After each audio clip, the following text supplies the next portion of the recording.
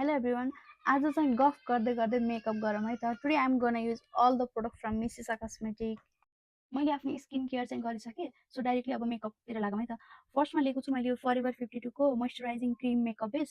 यो चाहिँ एकदमै भाइरल छ कि यसले चाहिँ हाइड्रा ग्लो पनि दिन्छ अनि मोइस्चराइजरको काम पनि गर्छ प्लस स्किन बेस प्राइमरको पनि काम गर्छ भनेको छ हैन. Let's use it.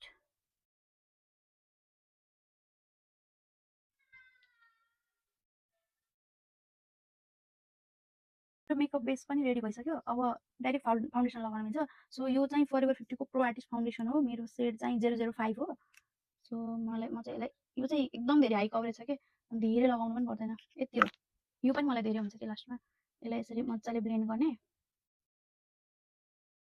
यो यसरी ब्लेन्ड गर्यो भने चाहिँ फाउन्डेसन अक्सिडाइज हुँदैन के पछि यस्तो क्रिज लाइनहरुमा अनि चिनहरुमा एलोइस हुने अनि के डार्क हुने हुन्छ नि त. यो चाहिँ अति नै राम्रो छ के फाउन्डेसन हैन. मैले फाउन्डेसन चाहिँ एकदम धेरै युज गरे ट्राई गरिसके. तर मलाई यो जस्तो मन परेको फाउन्डेसन छैन के अरु. फाउन्डेसन चाहिँ जति मजाले ब्लेन्ड गर्यो नि मेकअप त्यति फ्ललेस देखिन्छ के.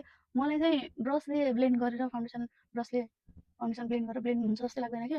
ब्लेन्डरले नै गर्नुपर्छ के. अनि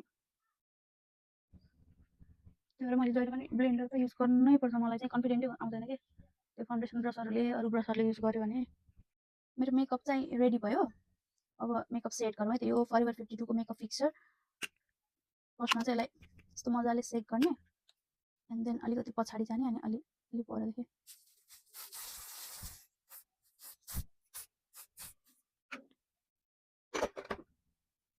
यो इन्स्टेन्ट ड्राई हुँदो रहेछ के त्यो मजाले सुकिसक्यो के.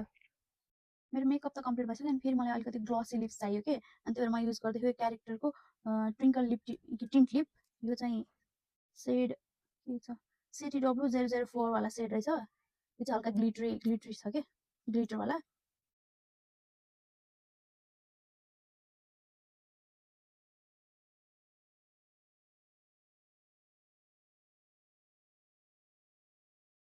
चाहिँ मेरो मेकअप चाहिँ अलिकति म्याट मनपर्छ कि म्याट लुक मनपर्छ. तर मेरो मेकअप चाहिँ अलिकति ओइली अनि साइनिङ वाला भयो के.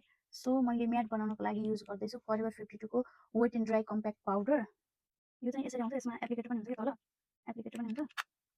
यो चाहिँ मैले यसरी लिएको अनि हातमा यसरी ब्लेन्ड गर्ने यसरी लगाउने.